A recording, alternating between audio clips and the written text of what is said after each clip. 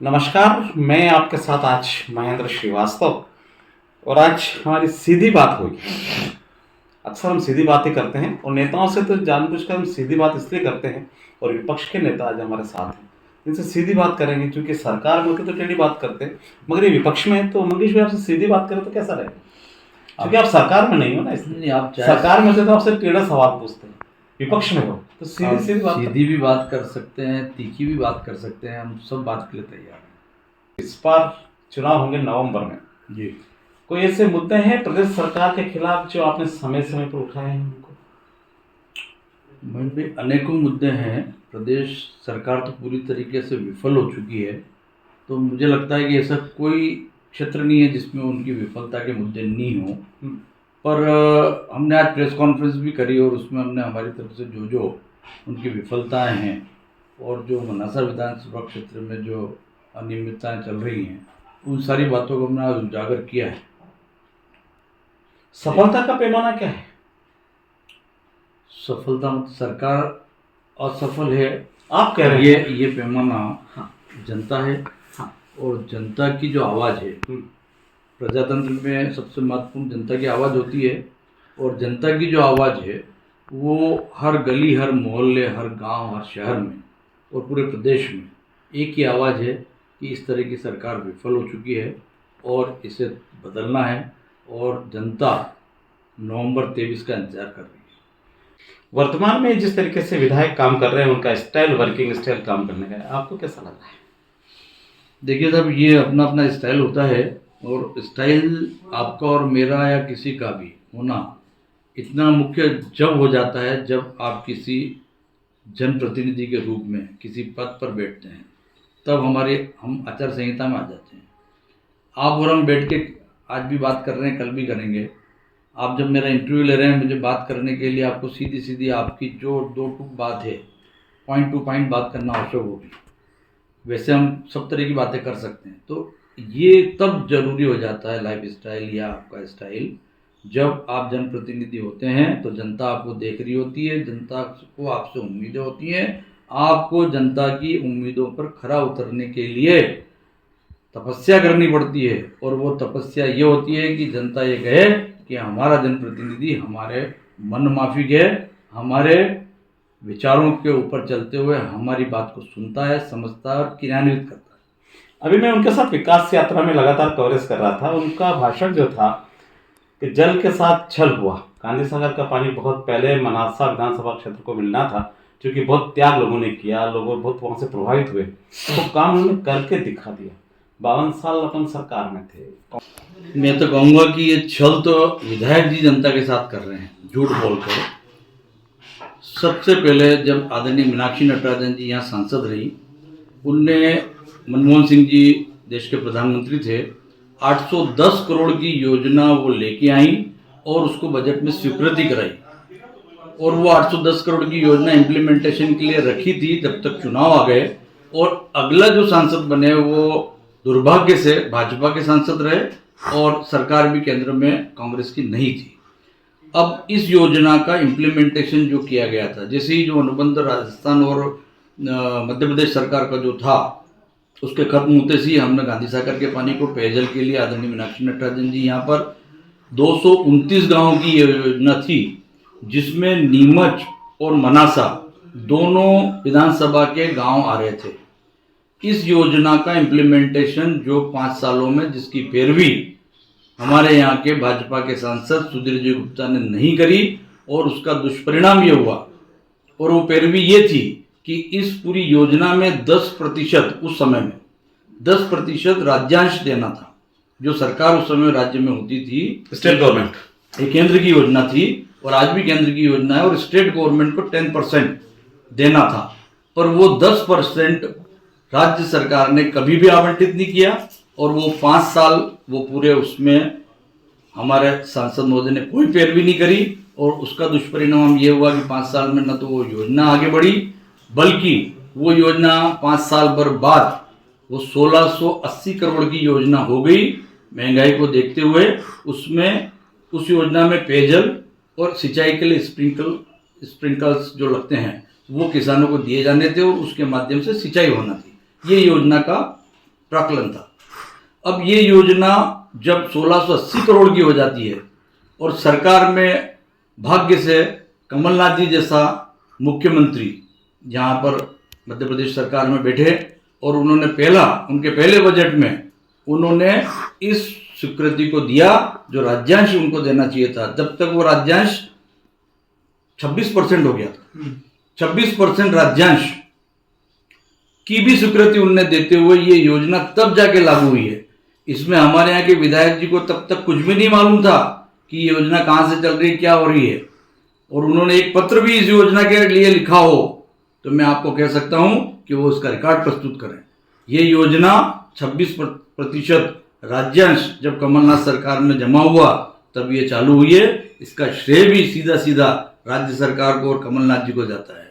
तो इसलिए जल के साथ छल कहना बंद करें। छल तो भाजपा ने किया है कि उन्होंने गुमराह किया और आज भी गुमराह कर रही है।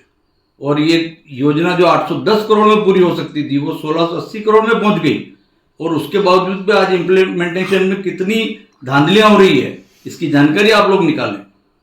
पूछेंगे सवाल उनसे, ये बात पूछेंगे, हम बात भी करेंगे। बताइए मनासा में विकास कैसा हो रहा है? मनासा का विकास तो मैंने आपको एक उदाहरण दिया। केवल झूठ बोलो और जोर से बोलो, बोलने से कुछ नहीं होता है। इम्प्लीमेंटेशन क्या हुआ?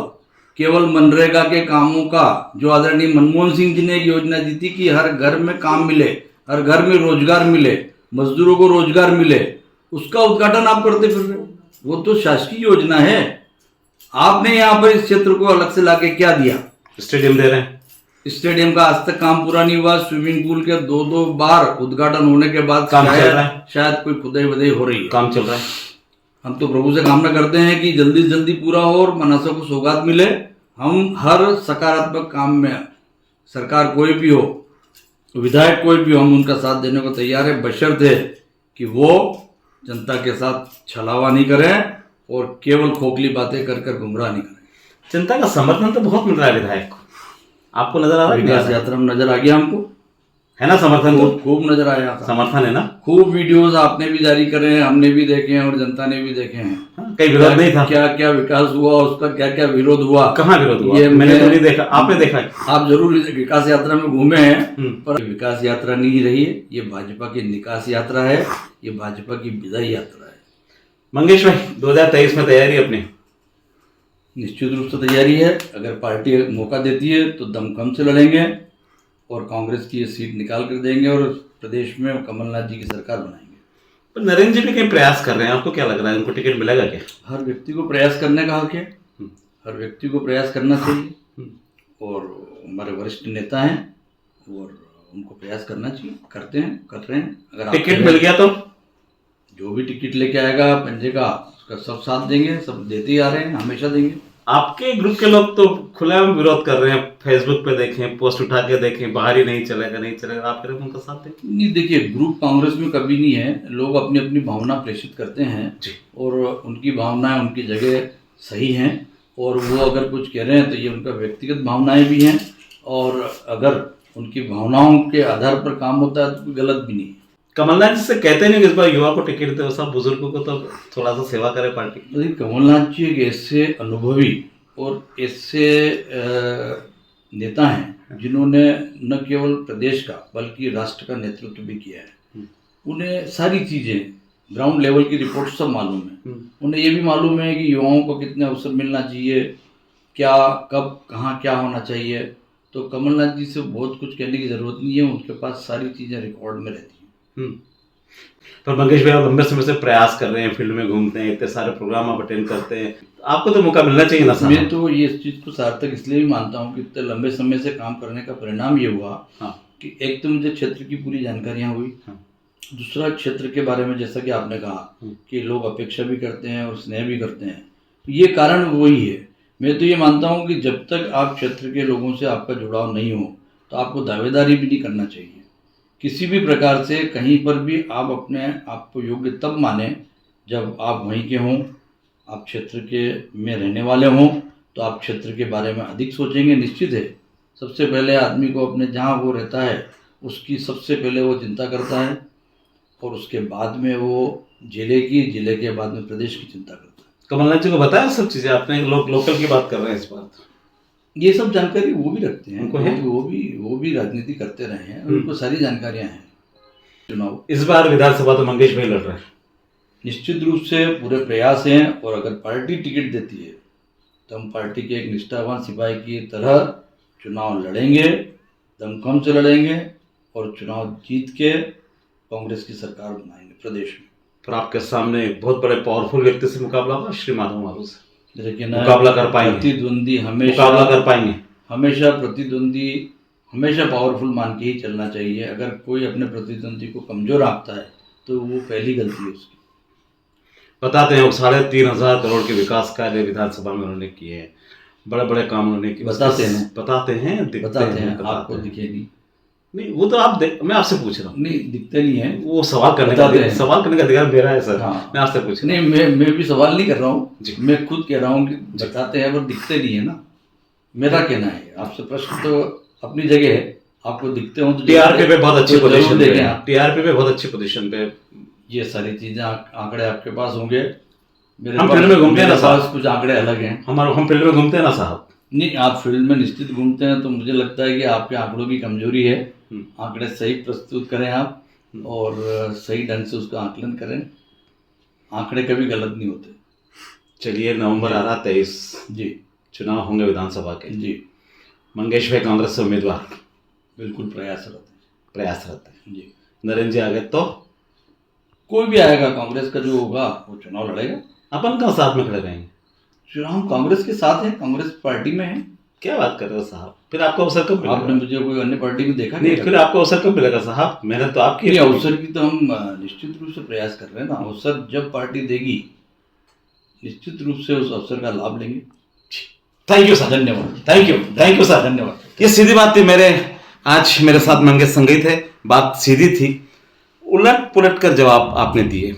शायद आप समझ गए होंगे, मैंने जो सीधा सीधा पूछा पर जवाब आपके थोड़े से घुमा फिरा के थे।